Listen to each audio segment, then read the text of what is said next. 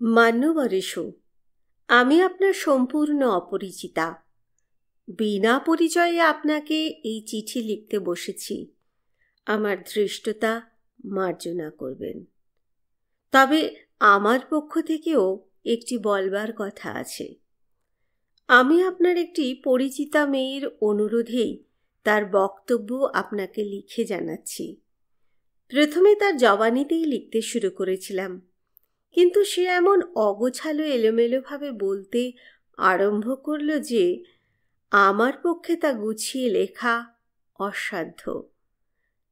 তাই আমি তার কাছ থেকে সমস্ত ঘটনাটা জেনে নিয়ে তার বলবার কথা সাধ্যমতো বুঝাতে চেষ্টা করে আপনাকে এই চিঠি লিখছি। জানি না এতে উদ্দেশ্য কতটুকু সিদ্ধ হবে, তার মনের কথা কতটুকু আপনাকে বুঝিয়ে বলতে পারবো। প্রথমে আমি তাকে বলেছিলাম, তুমি 2-4 লাইন যা পারো লিখে দাও। তোমার নিজের হাতের লেখা চিঠি পেলেই বিমলবাবু খুশি হবেন।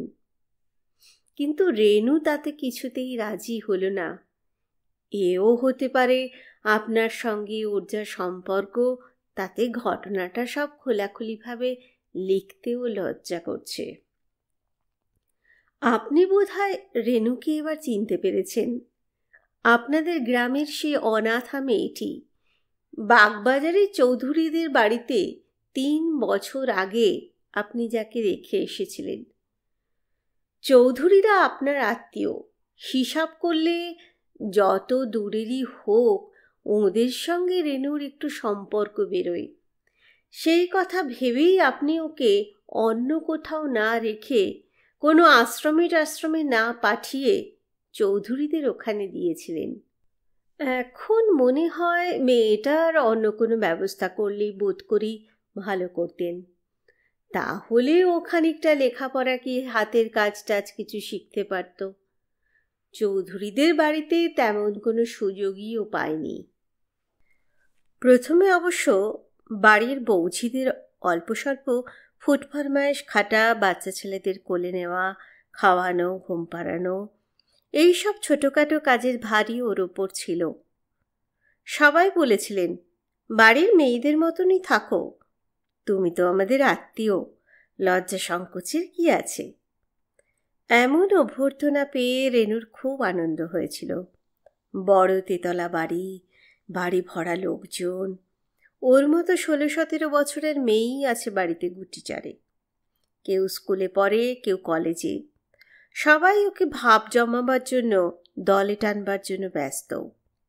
কেউ নিজের পুরনো শাড়ি দেয়, কেউ স্নো সাবান দিয়ে বন্ধুত্ব করার চেষ্টা করে। বাড়ির ছেলেরাও যেন ওর উপর একটু মনোযোগী। বোনেদের বাদ দিয়ে রেনুকেই তারা নানা কাজে ডাকে, নানা শৌখিন কাজে খাটায়। দামি কলমটা রেনুর হাতে ছেড়ে দিয়ে বলে, ধুয়ে এনে কালি ভরে দাও তো। বিছানা পেতে দেওয়া, ফুলদানিতে ফুল সাজিয়ে রাখা, এসব কাজে রেনু আনাড়ি হলেও তাকে দিয়ে করিয়েই যেন বাড়ির ছেলেদের আনন্দ। বাড়ির মেয়েরা ঠাট্টা করে বলে, রেনু একাই আমাদের সকলের জায়গা কেড়ে নিয়েছে।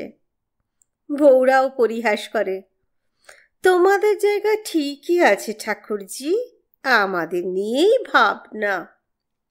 এসব ঠাট্টা পরিহাস বুঝবার বয়স রেনুর হয়েছে। সেখান থেকে লজ্জায় পালিয়ে গিয়ে গিন্নিদের কাছে এসে বসে। এ সময় মাঝে মাঝে আপনি খোঁজখবর নিতে আসতেন।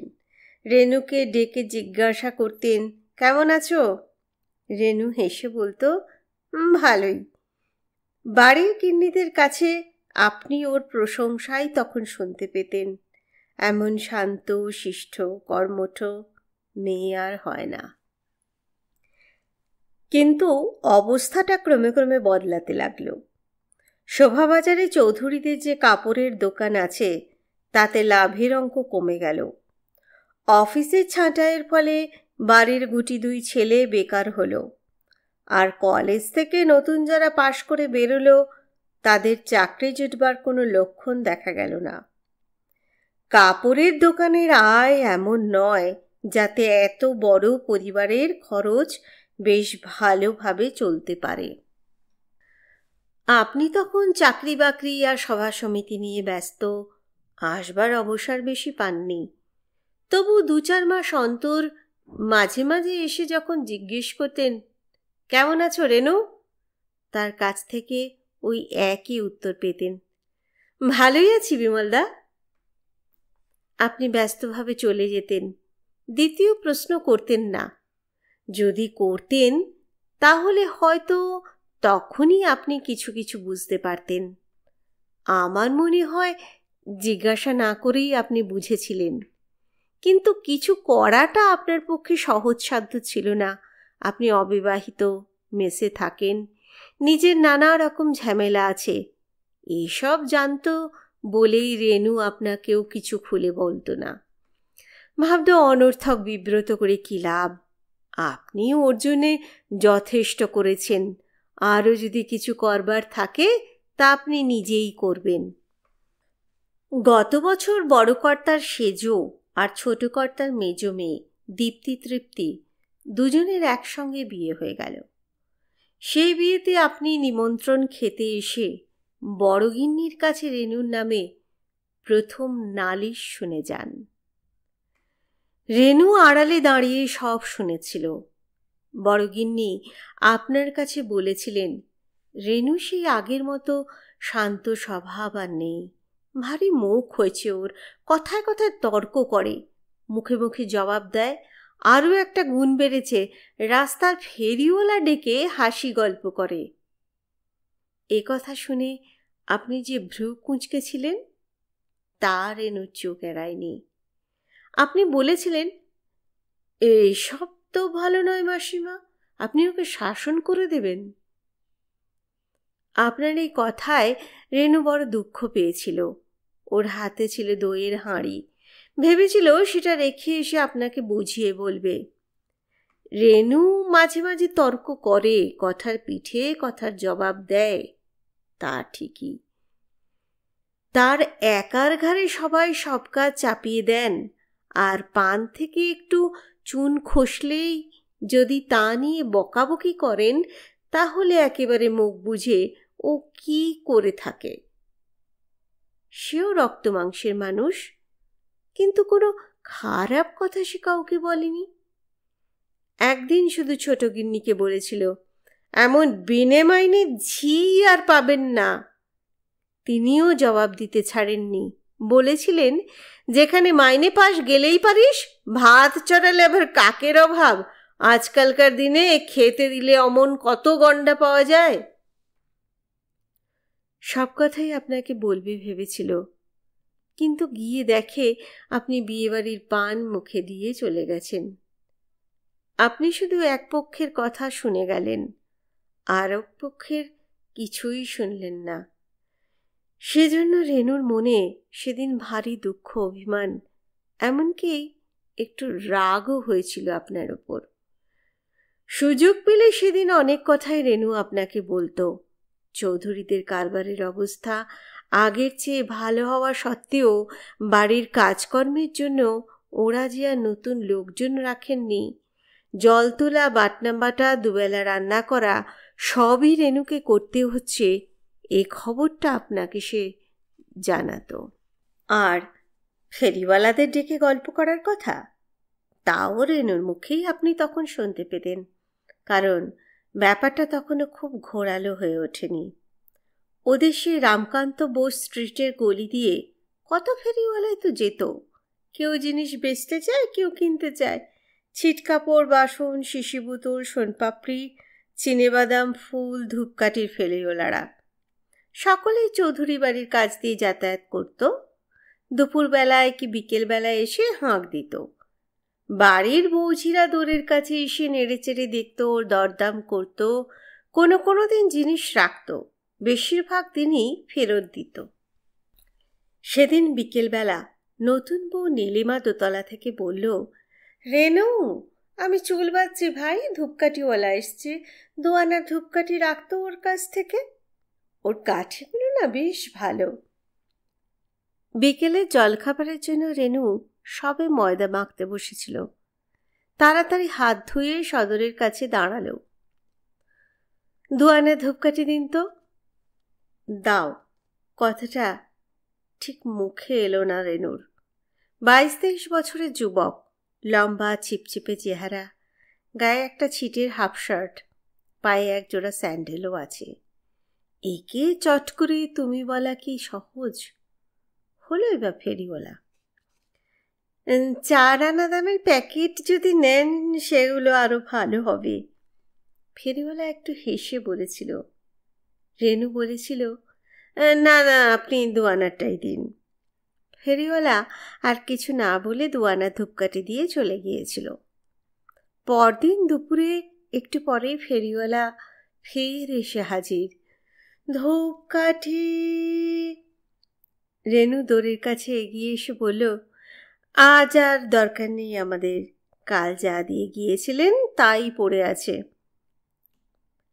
ফেরিওয়ালা বলল, অল্প করে কিছু নিন, কাল আপনাদের এখানে বউনি করায় আমার বিক্রি খুব ভালো হয়েছিল।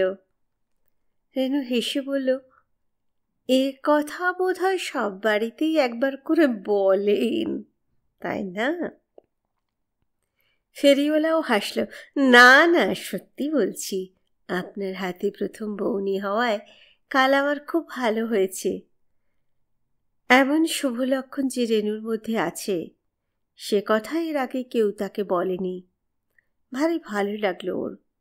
বলল, দাঁড়ান, আমি পয়সা নিয়ে আসছি। সেদিন আর পয়সা চাইতে নতুন বৌদির কাছে গেল না রেনু, পুরনো বৌদির কাছেও নয়। ছোট একটা বার্লির কৌটোর মধ্যে 2-4 পয়সা করে নিজে যা সঞ্চয় করেছিল তার থেকে 1খানা 2 আনি বের করে নিয়ে এলো। ফেরিওয়ালা রঙিন কাগজে মোড়া ধূপকাঠির আরেকটি প্যাকেট ওর হাতে দিয়ে গেল। কাঠিগুলি সব রেনু নিজে নিল না, বাড়ির বৌঝিদেরও 2-4টি করে বিলোতে লাগলো। নতুন বউ বলল, খুব যে ফুর্তি, এতক্ষণ ধরে কি গল্প হচ্ছিল ধূপকাঠিওয়ালার সঙ্গে। বাহরে, কি আবার হবে?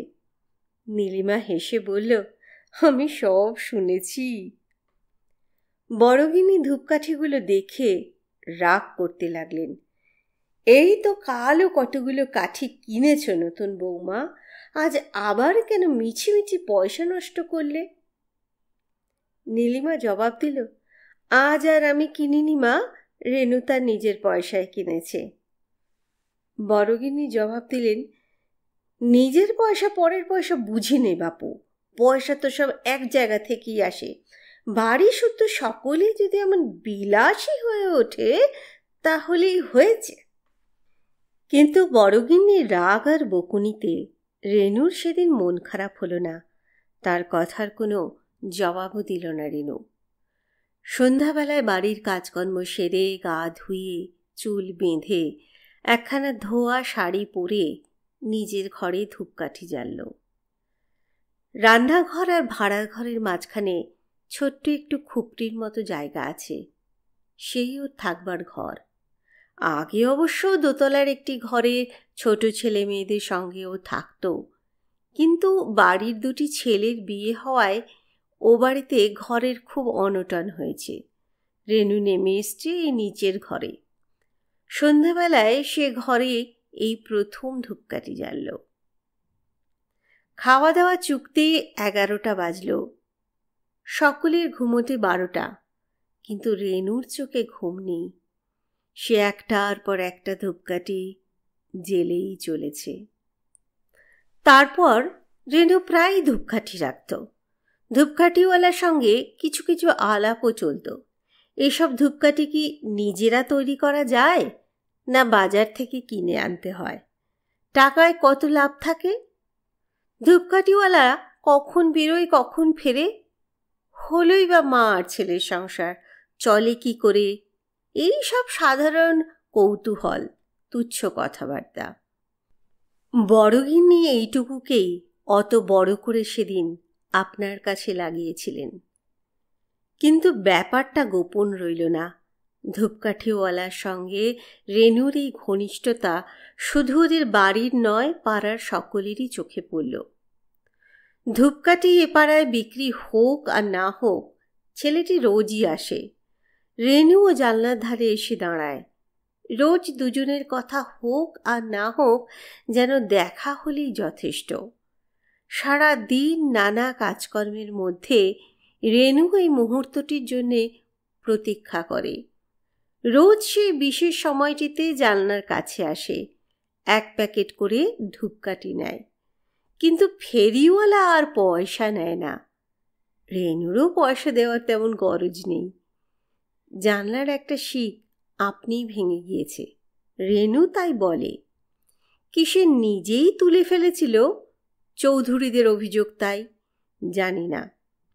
সেই বড় ফাঁক দিয়ে মাঝে মাঝে নাকি চায়ের কাপড় রেনু ফেরিওয়ালার হাতে তুলে দেয়। ব্যাপারটা নিয়ে যে পাড়ায় নানা রকম কানাকানি হাসাহাসি চলছে, তা আমিও লক্ষ্য করেছিলাম। তারপর কালকের ঘটনার কথা বলি। শনিবারের অফিস, সকাল সকাল ছুটি হয়ে গেছে। বাড়িতে কাজ আছে বলে আমি আর কোথাও না গিয়ে তাড়াতাড়ি চলে এলাম। কিন্তু আমাদের গলির মধ্যে ঢুকতে গিয়ে দেখি এগোতে আর পারছি না। ভিড়, গোলমাল, হইচই। সেই ধূপকাঠিওয়ালাকে ধরে চৌধুরী বাড়ির পালোয়ানের মতো 2টি ছেলে ঘুষির পর ঘুষি চালাচ্ছে। পাড়ার আর সব ছেলেবুড়োরাও তার সঙ্গে যোগ দিয়েছে। ফেরিওয়ালা সেই মার ঠেকাতে ঠেকাতে বলছে, আগে আমার কথা শুনুন, আমরা বিয়ে করব, ঠিক করেছি। পাড়ার সব মেয়ে পুরুষ হো হো করে হাসছে আর নানা রকম ব্যঙ্গ বিদ্রুপ করছে। একজন তরুণ ছেলে আর একটি তরুণীকে বিয়ে করবে, এর চেয়ে পরিহাসের ব্যাপার সংসারে যেন আর কিছুই নেই। যেহেতু ছেলেটি ফেরিওয়ালা আর মেয়েটি বাড়ির ঝি। ছেলেটির পক্ষ নিয়ে আমি 2-4 কথা বলতে যাচ্ছিলাম, লোকে এমন সব মন্তব্য শুরু করলো যে ঘরে চলে আসতে বাধ্য হলাম। শেষ পর্যন্ত ওরা ছেলেটিকে আধ মরা করে ঘাড় ধরে গলি থেকে বের করে দিল। বান্ডিল থেকে পড়া ধূপকাঠিগুলো রাস্তার ধুলোয় ছড়িয়ে রইল। দাদার কাছে ব্যাপারটা বলায় তিনিও আমার উপর একটু রাগ করলেন। তোর এসবের মধ্যে যাওয়ার কি দরকার ছিল? আমি আর যাইনি।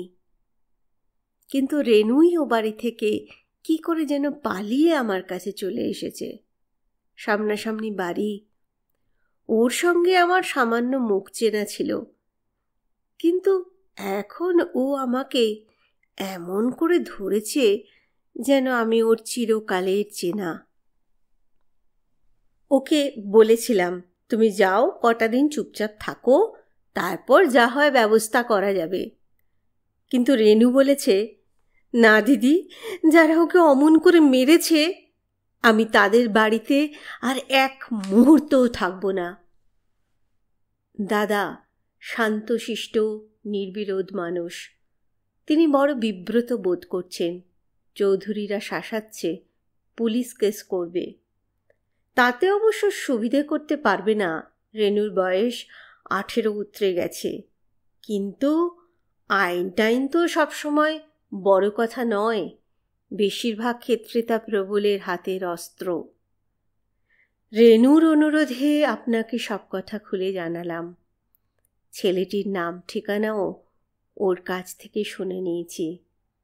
অজিত বিশ্বাস, বেলগাছিয়া, উদ্বাস্তু কলোনিতে থাকে। আপনি যদিও চৌধুরীদের আত্মীয়, তবু আপনার ওপর রেনু খুব ভরসা রাখে। সশ্রদ্ধ নমস্কার গ্রহণ করবেন। অনধিকার চর্চার জন্য আর একবার মার্জনা চাইছি। ইতি বিনীতা, মাধুরী সেনগুপ্ত।